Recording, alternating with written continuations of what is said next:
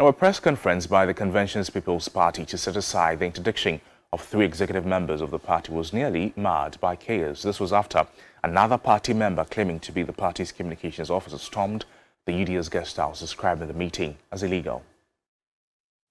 A closed-door meeting involving national executives of the Convention People's Party preceded the press conference, which was intended to address issues regarding the interdiction of 3 of the executive members.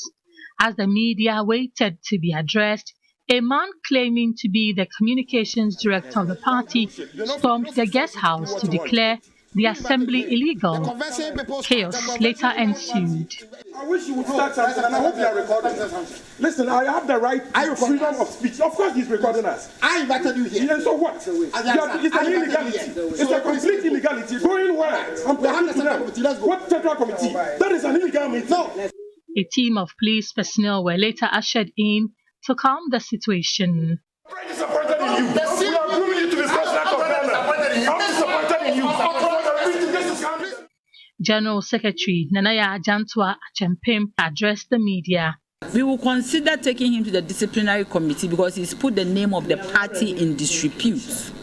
Because you, the DOC or supposed DOC, should have a certain form of character that depicts a person in office. And for you to misbehave in the manner that he has, we will invoke the constitution of the Convention's People's Party and make sure that the necessary disciplinary processes has been invoked. She revealed the supposed interdiction of the General Secretary Nanaya Jantua Achempem, First National Chair Onzin Nkrumah, and the youth organizer Osei Akwa has been set aside by the Central Committee of the party. Today, the Central Committee decided that it is set aside because it is not constitutional and you can only get a national officer out of office through the neck. So today it has been upheld and the officers are no longer interdicted. They are free to do their work and perform their duties for the Convention's People's Party to move on. A committee has since been constituted to facilitate the rerun of the election of the chairmanship position in July, as Nana Akosua Frimpoma Sapon Nkrumah could not meet the required threshold in the last election. We have nominated Mr. Kwame Jantua, the chairman of the Political Affairs Committee, to be the chairman of the Congress for the rerun. This is because the CPP believes that our constitution is sacrosanct and it has to be upheld. Meanwhile, leadership of the CPP plans to settle out of court all lawsuits. The party wants to approach the 2024 general elections with a united front. Well, the chairperson of the CPP, Nana Akosua Sapon Nkrumah, has been reacting to the press conference by the Central Committee of the party. Clue of any meeting. The CPP has its constitution. The General Secretary of the party, already she's been interdicted.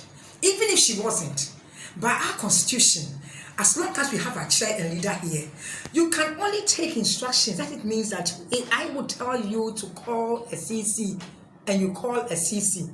You do not go by yourself to go call a CC.